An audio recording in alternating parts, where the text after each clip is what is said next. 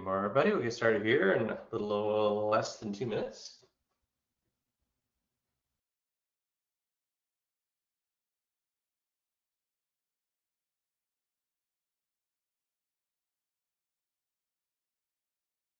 Good morning, everybody. We'll get started here in about a minute and a half.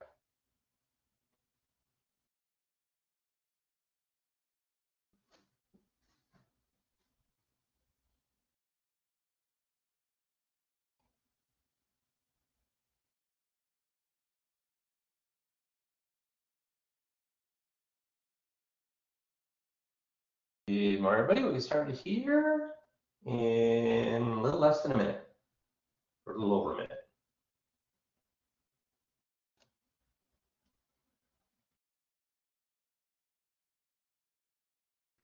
Or a little less than a minute.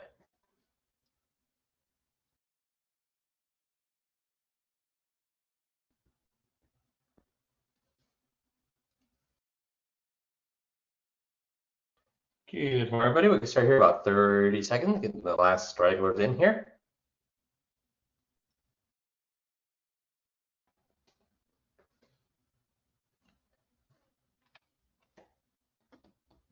Just a few seconds. Okay, we'll get started. 50 scientifically proven ways to be persuasive by Cialdini, Goldstein, and Martin. One of my favorite topics is how to be persuasive. But the one thing I want to cover here is, do you think being persuasive is manipulative?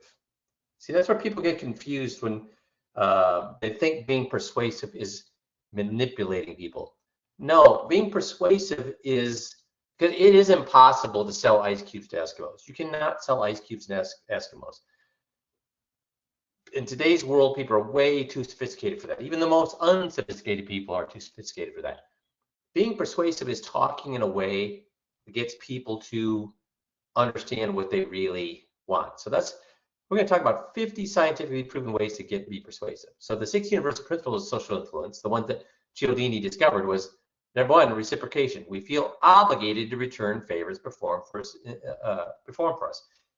If you receive a Christmas card in the mail from your neighbor, but you've never sent them one before, what do you feel obligated to do? If somebody does a turn for you, you feel obligated. If somebody stops on the side of the road and helps you fix your or change your tire, what do you feel obligated to do? Do something back for them. So reciprocation is a major human center of influence. Authority. We look to experts to show us the way. Commitment and consistency. We want to act consistently with our commitments and values. So we are going to be friends with people who believe in what we believe in.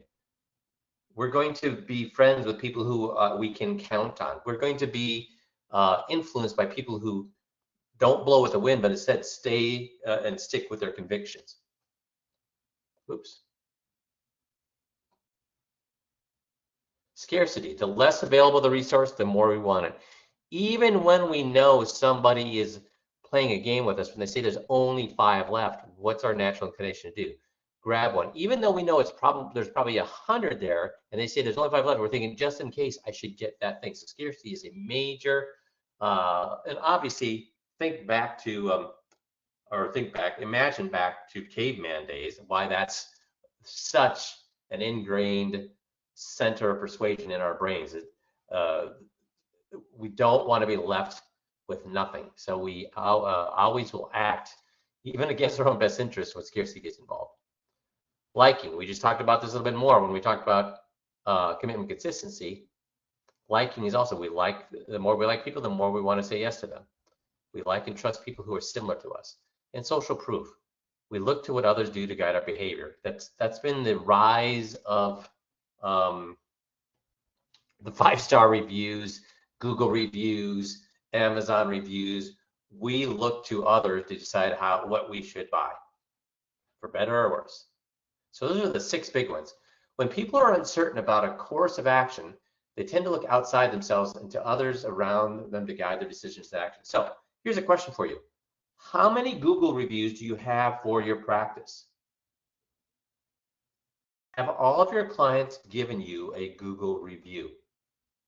If not, you need to get on it. There's lots of ways to get them to give you a Google review. The best way is after every annual review, encourage them to do so. You can run contests for it. You can do, there's so many ways, but you need to get Google reviews from your clients, especially if and only if they're good reviews. Ad writer clean shots change the line at the end of an infomercial from operators standing by to if operators are busy, call again. What do you think happened when, and you've all heard this, right? Have you all heard this? Well, if operators are busy, please call again. So instead of operators standing by, if operators are busy, please call again. That's what you hear all the time right now, and she's the one that figured out to do that. What do you think happened? Sales skyrocketed because operators waiting meant no one wanted their product. Busy operators meant others were calling and wanted their product. They tied into not only social proof, but also scarcity there. So it was a twofer. That's, guys, words have power. That's why our scripts are so powerful. Like I've talked about before, when you've listened to me do them with Jeff, and I've asked, is Jeff answering any way other than he would have to answer? Would your clients answer the same way? See, words have power. You do them the wrong way, you got problems. Do them the right way, and wonderful things happen. This is an example of that using social proof and scarcity. Testimonials from satisfied customers are social proof. Can you use testimonials in your practice now? Yes, you can. Whether you're a registered investment advisor, a registered rep, or an insurance professional, you can use testimonials. And in fact, I use testimonials. And Allie, if you can help me here, what testimonials did I use in my practice? What testimony? And I think they're the most powerful testimonial you can ever get. What testimonial did I use in my practice? See if anybody gets it, Allie. We had pics of happy clients. Yeah, thank you. So whoever said that, you nailed it. I had big, from Michael's or the hobby store, these big frames, and I had 6 of them with hundreds and hundreds of photos of my happy clients at my barbecues, at my Christmas lights tours. So when clients came in, they didn't see any artwork. All they saw was hundreds of smiling clients. There cannot be a better testimonial than that. And the funny thing is, invariably, they found somebody in that frame, in those frames, that they knew. But you can also now, that's when you couldn't use written testimonials. You can use written testimonials now, regardless of your license. You just need to look online to follow those guidelines on what you can and cannot do for testimonials. But they are powerful. Social proof and similarity. Social proof is powerful, but even more powerful when the proof of endorsement comes from people like us. Why do you think my pictures worked? Because guess who those people in those pictures look like? The exact clients I had walking through my office every single day. The same age group, the same social economic level. They looked exactly alike. That's why those pictures are so powerful. Positive social proof is much more effective than negative social proof. 2004 election, 4 years ago, 22 million single women didn't vote. Focus and target audience on the prevalence of problems and validated not voting, rather than the undesirability. Negative effects of drug use doesn't work. Showing wellness does. Everybody says I disagree with this. I think powerful, positive social proof is powerful. I think it's very powerful, but negative social proof works. I'm afraid, especially when it comes to elections and such things, just as well. If you see a bad review for a product, what does it make you think? Have you ever not bought a product based on a bad review? Have you ever not bought a product when there was not a positive review? Yes, I have seen lots of positive reviews and I still didn't buy the product. But when I see bad reviews, I've never bought that product. So if you have people who are bad mouthing you, you've got to address that too. And the reason I bring that up is if you have, if you search yourself online and you're coming up for whatever reason with negative publicity, you need to address that. And there are people out there who will do that for you. Reward good behavior, don't punish bad behavior. It just represses it, doesn't change it. Rewarding good behavior is the only way to change it. I use this all the time with my, well, in fact, in aping. In aping, we're rewarding good behavior, right? When they give us the right answer, we agree with them, or we parrot them, or we empower them, reward a good behavior. Now, here's the thing. When somebody's disagreeing with us or they're being ornery, do I get ornery back, or do I get defensive? Do I punish bad behavior? No, I empower them. And guess what happens when you empower somebody who's behaving badly in your office? They'll come to your side of the table. They will change that attitude. And again, with aping, appreciation and recognition are infinitely more powerful than criticism. This is really important with your staff. This is obviously with your family and spouse and everybody else, but with your staff especially, you need to find the things they're doing right and show them appreciation, show them recognition. That will give them something to live up to. Don't just sit there and pick apart what they're doing if they're doing something wrong. Instead, reward the behavior they're doing right, and they'll do more of that right stuff and less of the wrong stuff. Too many choices confuse. The more choices offered in a retirement plan, the less often people enroll when they're offered. And guys, I've learned this with when I got my CFP, my plans were something of beauty. They had all of these opportunities. They had this flowchart is a great illustration of that. All these different things that clients could do, of showing the positive and negatives, the advantages and disadvantages. These were things of beauty. I would spend 3 days, 12 hours, 20 hours putting together a plan for them. And all it did was what? Confuse them. When I went to a simple plan, I mean, there's lots of other reasons too, but I'm convinced that one of the things that made it easy for people to work with me is my plans were always simple. We're going to put this into the S&P 500. We're going to put this into an FIA. Gives us perfect diversification. It gives us perfect growth. It gives us perfect safety. And people love that. They just want simple and easy. At the most, how many choices should you give somebody? And if you think of the FIA presentation, you'll see this continually. What's the maximum number of choices you should give somebody, or in comparisons you should do with somebody? Let's see if anybody gets this, Allie.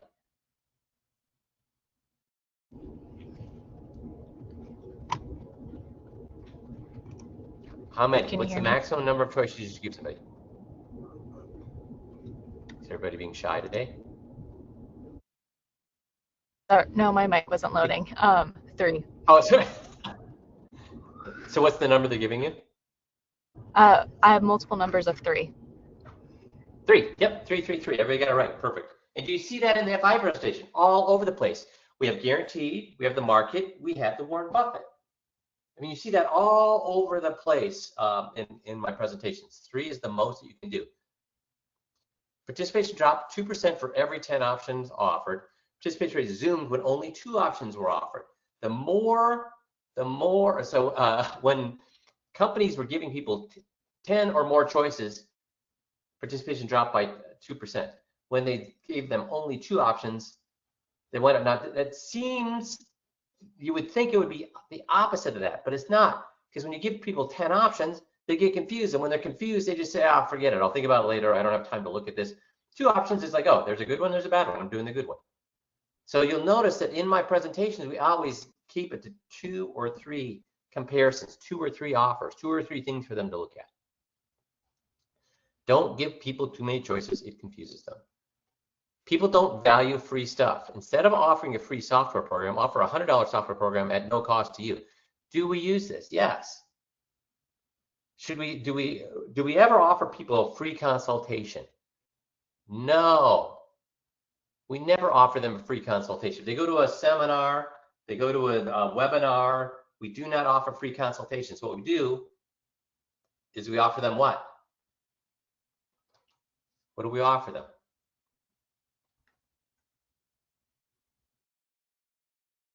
We'll do a meeting out of courtesy. We'll waive the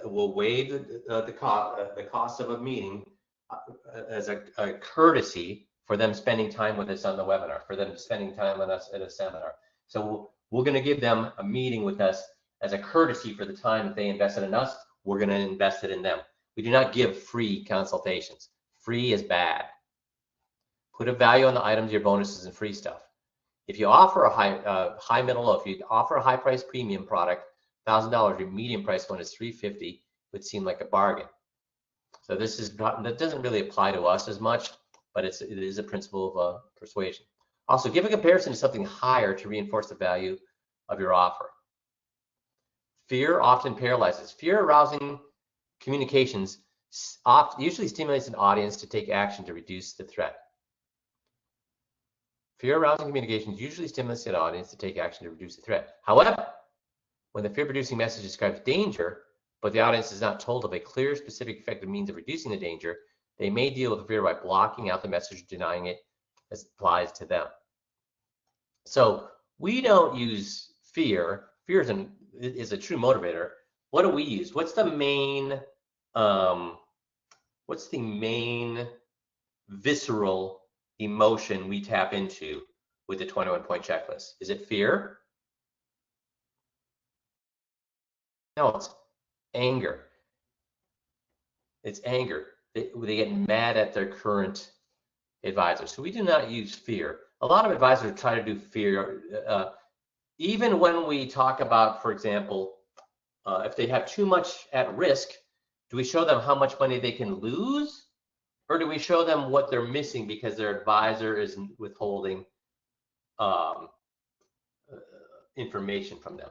See, we don't use fear, we use anger. Because fear can paralyze. Does anger paralyze somebody, guys? Does anger ever paralyze somebody? No. Anger is a booster on action, and that's what we tap into. Do favors for people. We too often ask, who can help me? Instead, ask, who can I help? Do them a favor. And guys, how do we give you a way to give people favors after they become a client? And before they become a client, do we do people favors? Yes, all the non-financial things are favors. How about after they become a client? Do we, as at 5Q, give you tools where you can provide or do them a favor every single month? Yes. Yes, in our DRIP program, with the newsletter, what's always accompanied with that is a trip down memory lane and also the checklist or the tip sheet that we offer with that. And whether it's a valuable one for the month or not, the fact that you give them to them, it's the thought that counts. Management is about getting results through other people, so set up a web of indebted colleagues who have benefited from favors, attention, and listening. And guys, you should have people in your circle, attorneys, accountants, health insurance agents, property casualty agents. You should have those people in your circle, and you should be constantly giving them favors, sending them an article you think they might help them, helping them, or giving them an idea on how they could market, sending clients to them. These are ways to get them indebted to you, and it will pay off. Personalized requests. When you ask people at work to do something, like filling out a survey, instead of sending out a mass email, personalize your request with an individual post-it note. Guys, handwritten notes will move the world for you, I'm telling you.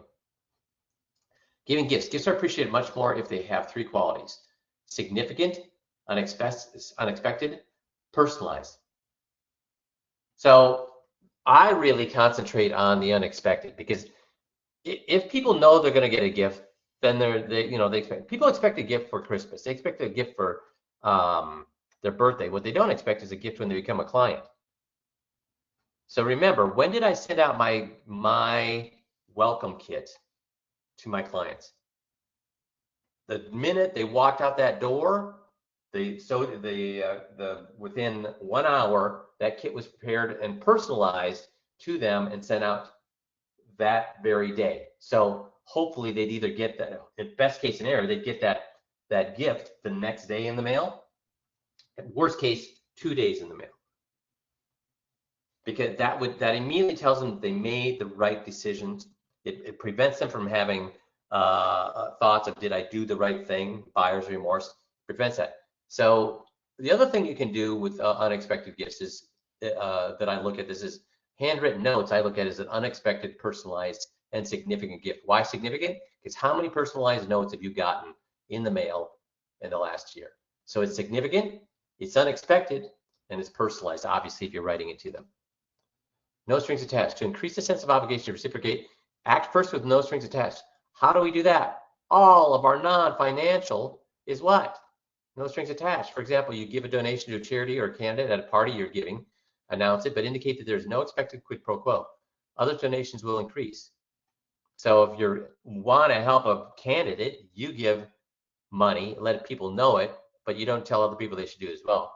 But other donations will increase because they think, oh, I don't have to do this, but I want to do this, right?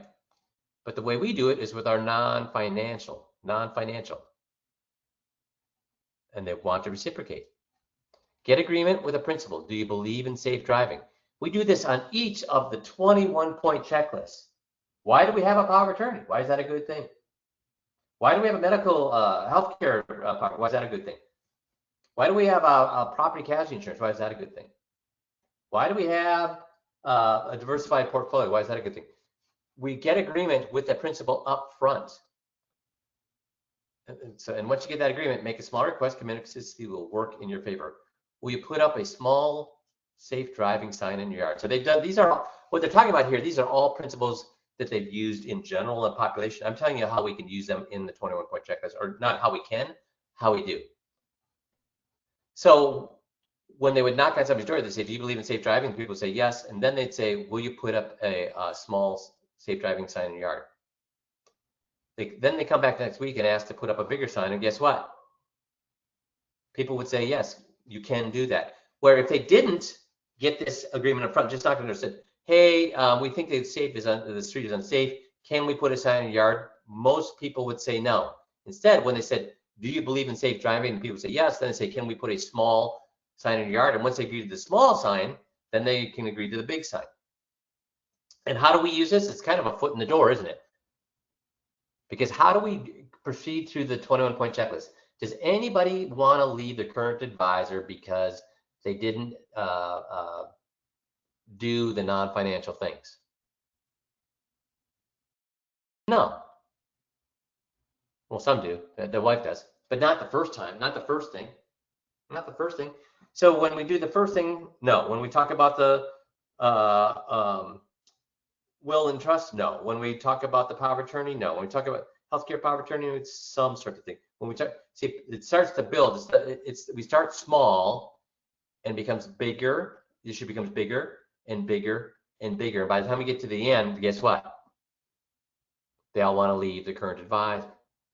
Door in the face technique. Get an agreement with the principal. Do you believe in safe driving? We just talked about. Make a small request. Will you put up a huge sign in your yard? No. Will you put up a medium size drive? Yes. So if you start with something huge and then back off, that also is a principle of persuasion. Start out with something completely, like they do that with Girl Scout cookies. Will you buy a carton of Girl Scout cookies for $112? No. Would you buy one box for $6 to help us out? Well, yeah, I'll do that. See, they don't want to buy a carton for $120, but they will buy one box for $6. If instead you say, do you want to buy a box of Girl Scout cookies for $6? They'd say no. So if you start out with something big and then back off, that also works. Labeling. Assign a trait, attitude, belief, or label to the other person, then make a request that person consistent with that label. How do we do that, guys? Luke to Darth Vader. I know there's good in you. Darth Vader saved Luke from the Empire. So how do we do that? Empowering is all about giving them a label of being a smart person, making the right decision, and really locking in that belief that they gave us when we do that caused us to empower them. This is a huge principle on how to win friends and influence people. Give people something to live up to. Ask for commitment. Instead of asking, please call if you have to cancel a reservation, ask, will you please call if you have to cancel? You ask them a question. Make them say yes. Make them say yes out loud. Don't just blurt out something like this. You want people to verbalize things. And we do it even further with 5Q. When we ask a question, do we ever ask a closed-ended question like this? No, we ask open-ended questions. What would be a better way to do this? Who, what, where, why, when, or how? That's what you're going to be in this. Well, so if you didn't want somebody to cancel, getting them to say yes is better than nothing, but what would be a better thing to say there? What would be a better thing to say? Think about that. Use who, what, where, why, when.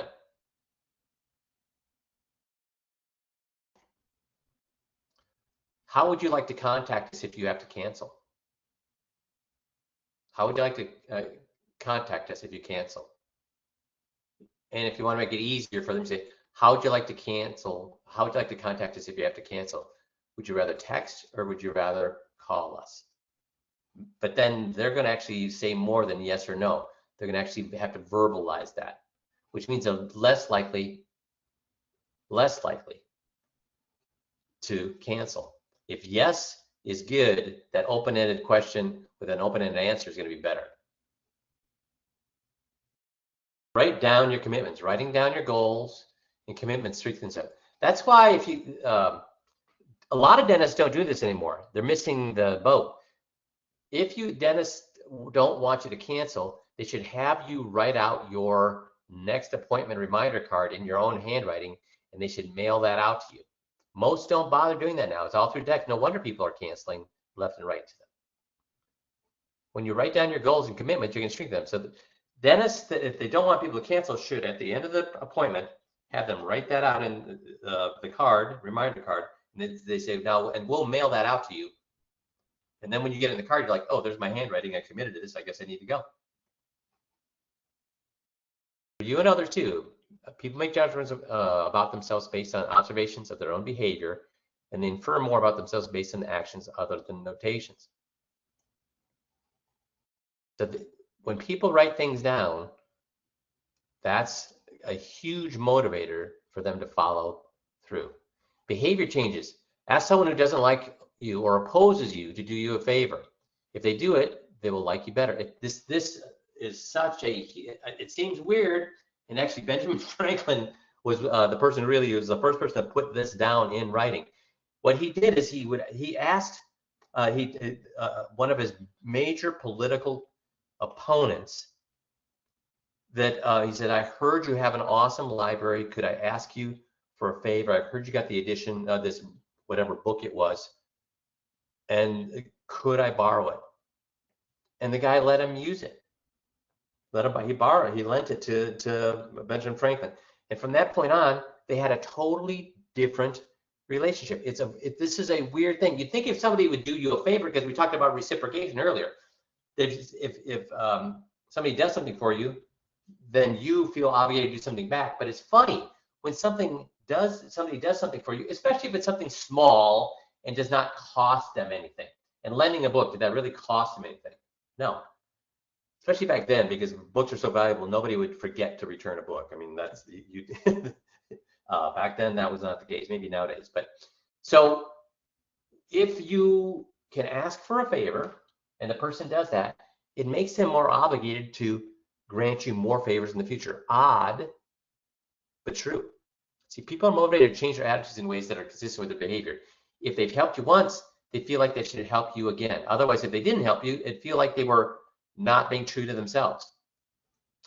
Even a little helps. Even $1 will help. So going for little things, asking for little things, gets them moving towards big things, which is a variation of what we talked about earlier. Simply pointing out that even a small amount would be acceptable and worthwhile to use, likely to be effective strategy. People who can afford major contributions think a small amount won't help the cause. Even $1 will help, worked for the Obama's campaign. And again, that's why we have the foot in the door mentality with our 21-point checklist, where we start small and with things they won't leave their advisor for, and move to the point where they're extremely angry with their advisor and have to move. We start small. Start low or high. If there's going to be lots of bidders, start low, and social proof will result in the bids going up. It's like, you know, and that's where a lot of realtors tell their clients they should start with their house price really high, and if they don't get it, they can lower the price. Or do realtors say we should start low and create a bidding war? Which is more likely to be successful? Starting high and then being forced to having the house on the market forever and being forced to lower the price, lower the price, lower price, or start out low and have 10 bidders come in and bid it up, bid it up, bid it up. Because when people are bidding up, what's it telling people? There's other people that want that house. That must mean that's a good house. That must mean it's a rare house. That must mean I better get this or I might not have another opportunity. If there are going to be only 2 bidders, start high to anchor a perception of high value. That's not the case or that's very rarely the case. Groups make better decisions. If you're the biggest, brightest person in the room, you're in trouble because you don't ask for advice. Groups of people collaborate and work hard to come up with a better solution than one person. Diversity works. I know that's a dirty word nowadays, but diversity works. The more people that can contribute ideas, the more likely the ideas are going to be good. Devil's advocates aren't convincing. A true, authentic dissenter is much more effective than someone who's selected to act as a devil's advocate. Now, we do have true, authentic dissenters, don't we, in the 20-point checklist? When somebody, do we ever use in the scripts where a client will say something, say, but why would you want to do that? It seems like it's, you know, like we do in the FI presentation. But why would you want to be in the Warren Buffett option when it's never the right place to be? When the markets are down, the guaranteed place is a better place to be. When the market's up, the market's a better place to be. Why would you ever want to be in, and this is after they've already said they want the Warren Buffett. Why would you want to be in the Warren Buffett? See, I'm being the devil's advocate. I'm arguing against them, knowing they're going to say, guys, don't ever want to make a mistake. I always want to be in the right place. I never want to be in the wrong place. So being a devil's advocate works. If you're, what they're saying here is, don't assign somebody devil's advocate. Actually be the devil's advocate. And am I being authentic and committed when I say that? I'm confused because if somebody walked in off the street and they looked at without going through that whole FI presentation and they were just given one question, okay, this is best when the market goes down, this is best when the market goes up, and this one's never the best. Well, how many people would choose the one that's never the best? Nobody off the street, because they didn't sit through the whole presentation. But after they sit through the presentation, it's still authentic to say, well, I'm confused because it would never be the best place. Why? And you make them argue why they're less worried about being in the right place and more worried about never being in the wrong place. When training, focus on errors. Guys, 15-minute drill. When training, focus on errors. When training, use case studies of mistakes and errors so people can learn what not to do. 15-minute drill. They don't learn as well from what goes right. They learn from what's going wrong. That's how I created the whole 21-point checklist. Was created by me listening to tapes and finding out what went wrong and then figuring out how I could fix it. I was never patting myself on the back for doing things right. I was looking for something that was had gone wrong and then looking at how could I fix that.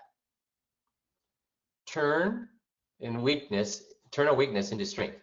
Be candid about weaknesses. It demonstrates honesty and objectivity. The two-sided argument is very persuasive. Reveal the bad, the negatives, and the weakness first, then talk about the good, the positive, and the strengths. Your credibility soars. If you look at, we actually reverse this, but we do a two-sided argument, and it's very persuasive. All of our 21-point checklist, what do? We talk about the good things about POAs, the good things about diversification, the good thing about taking risk, and then we show that, oh, but those good things, you don't have them. I know you thought diversification is good, but you don't have diversification. I know you thought having a power of attorney is good, but your power of attorney isn't going to work when it comes to Social Security. See, we do use this, and that's why people love it. Because we're not just saying what you have is bad, what you have is bad, what you have is bad, or what you have is good, what you good. We're always doing a comparison. There's good and there's bad with your power of attorney situation. There's good and there's bad with your property casualty situation. There's good and there's bad with your diversification situation. That gives us credibility.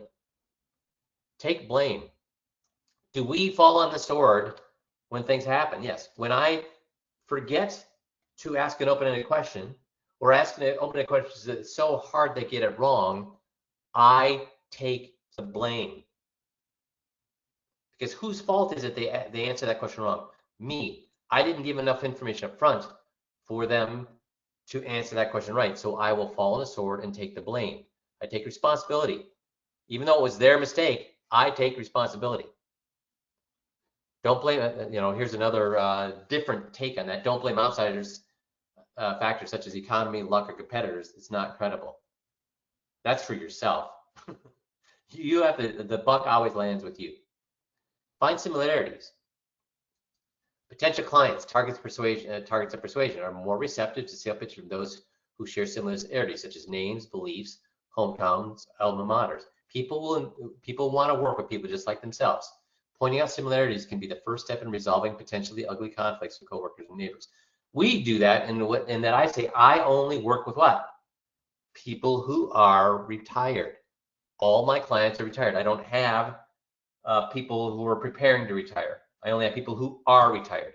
I don't manage people's 401ks or companies' 401ks. I only work with people who are retired. I only work with this special group of people. That lets them know they're at the right place. Mirroring. Waiters found they got much larger tips when they repeat customers' orders back word for word, parroting, not paraphrasing, parroting, word for word. Mirroring creates feelings of liking and strengthens bonds of trust between two people. It creates openness. Smile authentically. People can tell the difference between authentic and inauthentic smiles. In order to be authentic, find something to like about the person so you can be authentic. We spend too much time finding fault with people. Look for positives and we'll like them more.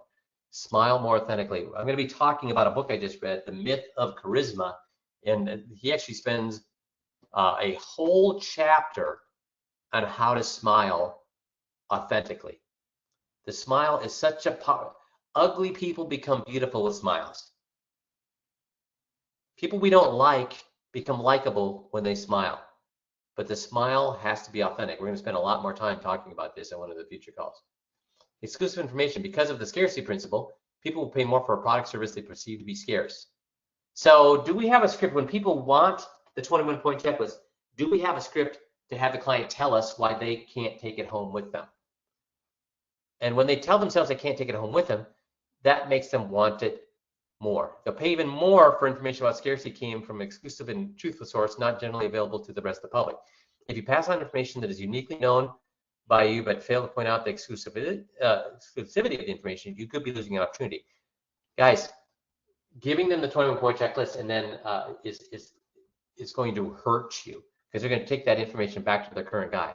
Instead, you need to put it into their hands, and then when they want to take it home, you need to take it back. And you can't tell them why they need to. Use the script where the client explains to you why they can't take that home. And it actually makes them want it more. Loss aversion. People are more than twice as motivated to avoid loss as they are to acquire gains, which is exactly why when it came to the FIA presentation, when I asked, why do you want to be in a thing that's never right? It's because they want to avoid a loss. They never want to be wrong. They're more worried about being wrong than being right. That's why they would rather be in the Warren Buffett than in the market. Warren Buffett is never wrong. You're more persuasive in terms of what you could lose. You don't act. We also sometimes get tricked by not wanting to lose the time spent in the process when faced with last minute, high minute demand. So do we use this? Instead of presenting something as savings, you're more persuasive if you frame it in terms of what they could lose if they don't act. How do we end the meeting? How do we end the meeting? Especially the first meeting. How do we end that first meeting? Well, why would you want to do this now? What could happen if we didn't? Why should we do it? Why is it okay? I mean, why would you want to go through the hassle of, because I may have to call you and say I didn't get all the information. Why would it be the hassle of having to go downstairs, go to the filing cabinet, rifle through your files and find that one document I still need to get? Why is it worth that hassle? Guys, that's the close of the first meeting. I'm actually using this to have them explain to me why or what they would be losing if they did not move forward with the 200-point checklist process. Look at the closing for the first meeting, you'll see that we use this, leverage this immensely. Use because. Using the single word because when associated with a result can more than double compliance. To break into lines, say I want to use the zero machines because I have only 2 copies. It's odd. If you use the word because, or you say I need to get in here to use this, I need 2 copies. That doesn't work. You say because I only have 2 copies, that does work. Always back up your requests or points with a strong rationale, a strong because. The human brain is so weird, but the word because is so powerful. When you tell somebody you need something and give them a because, they're much more likely to let you to give you that favor, do that thing for you. Easy to pronounce and read.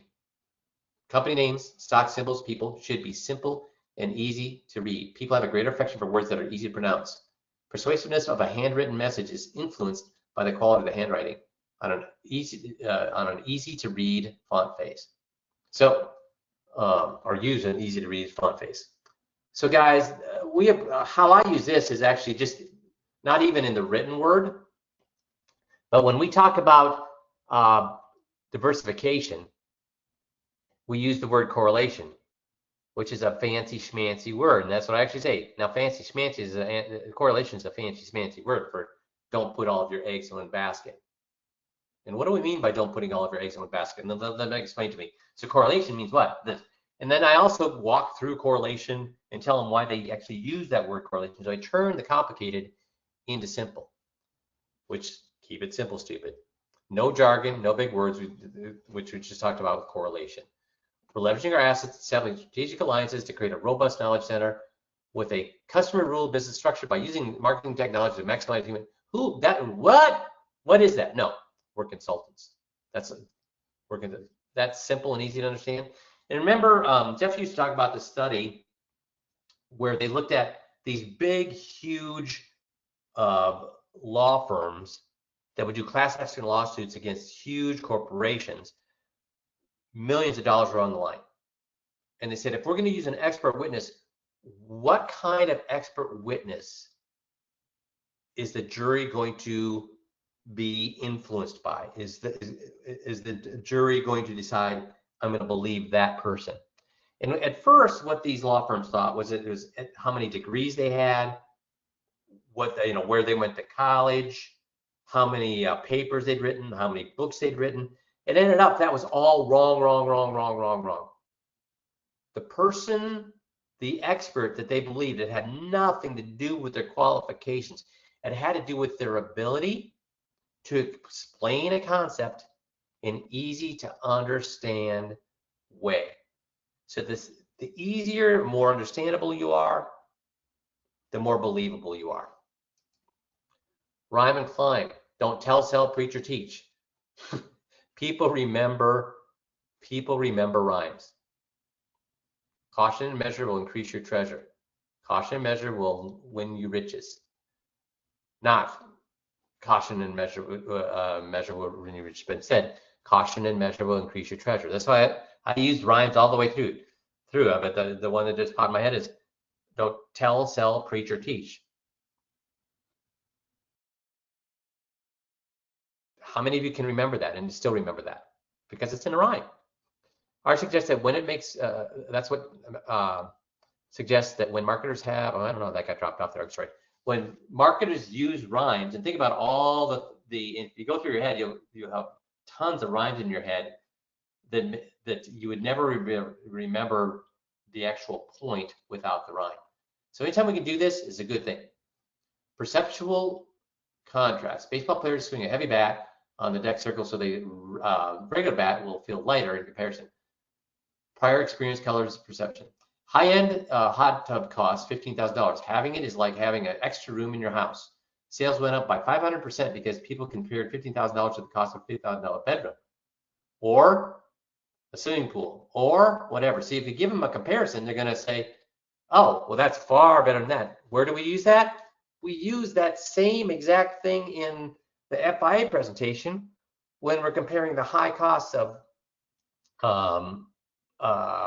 or the cost of an annuity versus manage money. We use the exact same, the perceptual contrast. Box of crayons. Red, blue, yellow, dull, not memorable. Millennium Orange, Kermit Green. The unexpected names and ambiguous names cause consumers to think and thus more desirable, likable, memorable. Social norms marketing. People are generally more motivated to behave in line with perceived social norms. And again, we use this constantly through the 21-point checklist script to say, what would anybody want to do here? Why would people think that?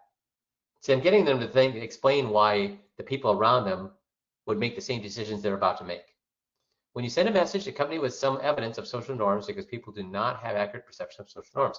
65% of students have, this as an example, 65% of students have 3 or fewer drinks when they party. Students thought the average was much higher.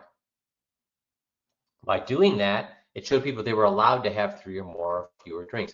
When you tell people, when you let people know how people around them are acting, they're much more likely to act that way.